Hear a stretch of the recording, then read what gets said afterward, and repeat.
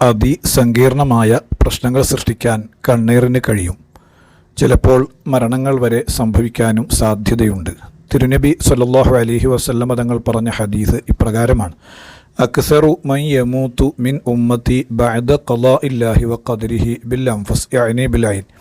എൻ്റെ സമുദായത്തിൽ അള്ളാഹുവിൻ്റെ ഖദർ ഖലാ കഴിഞ്ഞാൽ പിന്നെ മരിക്കുന്നവരിൽ അധികവും കണ്ണേർ മൂലമാണ്. ഇമാം നബവി റളിയല്ലാഹു അൻഹു ഈ ഹദീസിൻ്റെ വിശദീകരണത്തിൽ പറയുന്നത്, ഈ ഹദീസിൽ അള്ളാഹുവിൻ്റെ ഖദർ ഖലാഇനെ സ്ഥിരപ്പെടുത്തലുണ്ട്. അതായത് ഖദർ ഖലാ ഇല്ലെന്ന് വാദിക്കുന്നവരുണ്ടല്ലോ, അത് യാഥാർത്ഥ്യമാണെന്ന് ഈ ഹദീസ് വിളിച്ചോതുന്നു. അതോടൊപ്പം തന്നെ കണ്ണേർ യാഥാർത്ഥ്യമാണെന്നും അത് ഖവിയ്യത്തുൽ ലറർ അതിശക്തമായ ബുദ്ധിമുട്ടുണ്ടാക്കുന്നതാണെന്നും ഈ ഹദീസ് വിവരിക്കുന്നു. ഒരു കവി പറയുന്നത് ഇപ്രകാരമാണ്: വഖദ് ഖീല ഇന്നൽ ഐന ഹഖ്ഖും മിനൻ നബി വഖദ് സ്വാറ ഇൻസാനും ബിൽ ഐനി ഫിൽ ഖബ്രി.